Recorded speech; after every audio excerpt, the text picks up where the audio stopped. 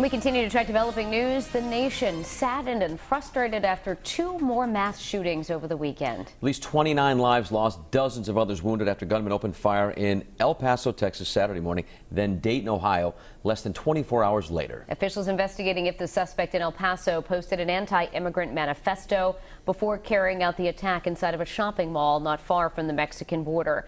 The shooting killed 20 people. It's being investigated as a hate crime and an act of domestic terrorism.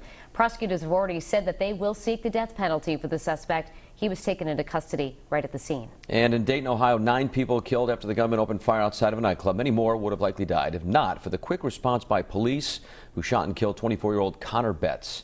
As with so many tragic scenes like this, lawmakers demanding action now on gun control. The president is responding. And Eyewitness News reporter Brandon Truitt has our coverage now live from the Breaking News Center.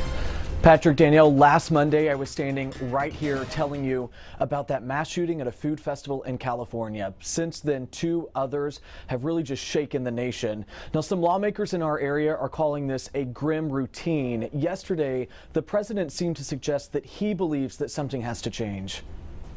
We have done much more than most administrations, and it's not really not talked about very much, but we've done actually a lot. But perhaps more has to be done. The president speaking to reporters yesterday before heading back to the White House. He was leaving his golf club in New Jersey. Mr. Trump's administration has overseen a ban on so-called bump stocks. Now, we saw those used in the Las Vegas massacre. Other lawmakers are saying that that ban is just not enough. Mr. Trump did not get into specifics on what he would want to see changed. He did point out that he views these mass shootings as a result of a mental health problem. The president went on to say that he's been in contact with congressional leaders and the Attorney General, promising the people of El Paso the suspect would be prosecuted to the fullest extent of the law. These are 2 incredible places. We love the people. Hate has no place in our country, and we're going to take care of it.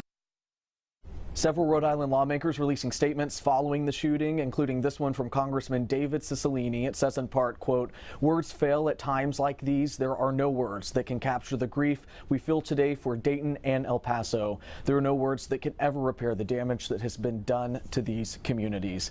Congress is in summer recess right now. Cicilline, one of the Democratic lawmakers, calling on them to return to Washington to take up this issue. As scenes like this one, we're seeing vigils unfold here in El Paso. The president is expected to make a comment later today. We're expecting that sometime at around 10 this morning. That's the latest live in the newsroom. Brandon Truitt, Eyewitness News.